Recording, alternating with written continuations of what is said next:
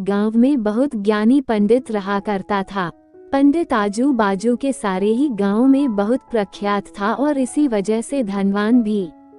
पंडित का परिवार ज्यादा बड़ा नहीं था। पंडित अपनी पत्नी के साथ अपने बहुत बड़े घर में अकेला रहता था, क्योंकि पंडित को कोई बेटा था नहीं और एक बेटी थी जिसका विवाह पास के गांव वाले एक श्रीमंत लड़के से हो चुका था।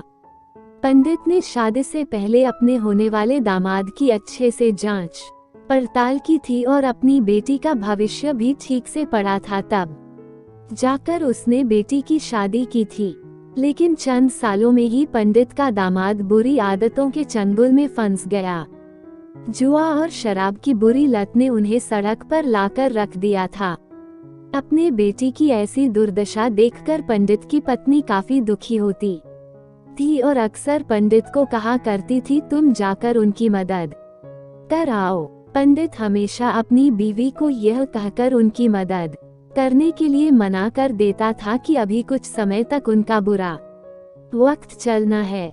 हम चाहे कितनी ही कोशिश कर ले, जो उनके नसीब में नहीं है वो उन्हें नहीं मिल पाएगा।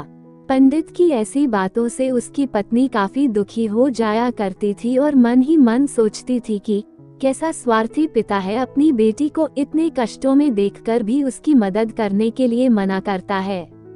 आखिर भगवान ने जो इतना सारा धन धान्य दिया है उसका क्या करेंगे।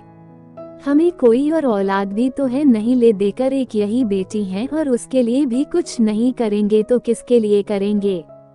पंडित ऐसा नहीं सोचता था। ऐसा नहीं है कि पंडित अपनी पुत्री से प्रेम नहीं करता था, लेकिन उसने अपनी पुत्री की कुंडली इतने अच्छे से पढ़ी थी और वह यह पहले से ही जानता था कि वह चाहे किसी भी लड़के से शादी करती, लेकिन उसके जीवन में यह समय आने वाला ही था और बिना इसे भुगते उसको छुटकारा नहीं मिलने वाला था।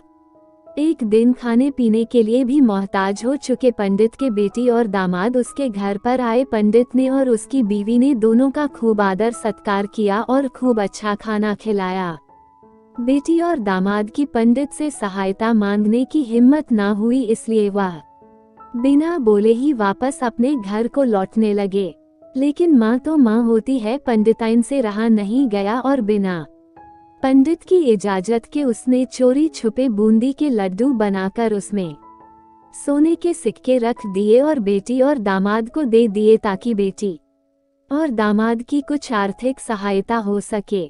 पंडिताइन यह भी जान गई थी कि बेटी और दामाद शर्म के मारे उनसे मदद नहीं मांग रहे थे, इसलिए उसने बेटी और दामाद को भी लड्डुओं में छिपे सिक्कों के बारे में कुछ नहीं बताया। जाहिर सी बात है कि जब वो लोग घर पर जाकर लड्डू खाएंगे तो उन्हें उसमें सोने के सिक्के मिल जाएंगे। इस तरह बिना उनके मांगे ही उन तक मदद पहुंच जाएगी। सोचकर पंडिताइन मन ही मन अपने बेटी की मदद करने के लिए खुश होने लगी। पंडित के दामाद और बेटी उन दोनों का आशीर्वाद लेकर अपने घर के तरफ रवाना हो गए। उन दिनों गाड़ियां तो होती नहीं थी, घोड़ा गाड़ी या बैल गाड़ियां चलती थी। पैसे ना होते तो और चीजों की लेन देन से भी व्यवहार होता था। बेटी और दामाद का गांव पंडित के घर से कोसों दूर था, फिर भी पैसों की कमी के चलते वह चलकर अपने गांव की तरफ निकल पड़े। थोड़ी दूर ही चले थे कि पंडित की बेटी के पैर में मोच आ गई और अब उसको चलना भी मुश्किल हो गया। पंडित के दामाद ने जब देखा कि उसकी बीवी अब बिल्कुल चलने में सक्षम नहीं है तो उसने एक टांगा अपने घर तक किराए पर ले लिया। दोनों पति पत्नी टांगे में बैठकर घर तक पहुंच गए, लेकिन टांगे वाले को देने के लिए उनके पास पैसे थे नहीं, इसलिए पंडिताइन ने जो बूंदी के लड्डू उन्हें दिए थे वही किराया के तौर पर उस टांगे वाले को दे दिए। टांगे वाला बूंदी के लड्डू को लेकर वहां से चला गया। टांगे वाला अपने घर की तरफ जा रहा था, तब उसे एक हलवाई की दुकान दिखी। उसने सोचा कि थोड़े से बूंदी के लड्डुओं से मेरे घर के लोगों का पेट थोड़ी भरने वाला है। इससे अच्छा मैं इन बूंदी के लड्डुओं को बेचकर उनसे कुछ चावल खरीद लेता हूँ। टांगे वाले ने बूंदी के लड्डू हलवाई को बेच दिए।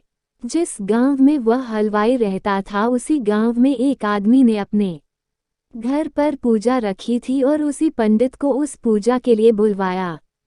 था पूजा में लगने वाले प्रसाद के लिए उस आदमी ने उसी हलवाई से बूंदी के लड्डू लिए जहां पर उस टांगे वाले ने बेचे थे। हलवाई ने भी उस आदमी को टांगे वाले से खरीदे हुए लड्डू ही पहले दिए ताकि वह खराब न हो जाए, क्योंकि वो नहीं जानता था यह लड्डू कब बने हैं।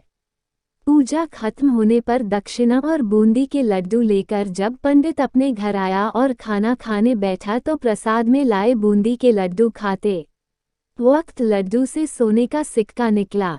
इस घटना को देखकर पंडिताइन की आंखों से आंसू बहने लगे। पंडित ने जब पंडिताइन से उसके रोने का कारण पूछा तो पंडिताइन ने पंडित को सब कुछ बताया और पंडित से उनकी बातों पर भरोसा न करने के लिए माफी मांगी। पंडित ने पंडिताइन के आंसू पोंछे और कहा कि तुम्हारी तरह मैं भी हमारी बेटी को बहुत प्रेम करता हूँ, लेकिन अगर हम उसकी अब मदद करते हैं तो दामाद हमसे हमेशा ऐसे ही मदद की अपेक्षा रखेगा और अपनी बुरी आदतों को कभी नहीं छोड़ेगा। पंडिताइन भी अब पंडित की बातों से सहमत हो गई। 2-3 महीने बीत गए। पंडित के दामाद और बेटी फिर से एक बार उसके घर आए और इस बार उनकी परिस्थिति पहले से बेहतर थी, क्योंकि पिछली बार खाली हाथ जाने के बाद दामाद ने नया काम शुरू किया था और अपनी सारी बुरी आदतें भी छोड़ दी थी।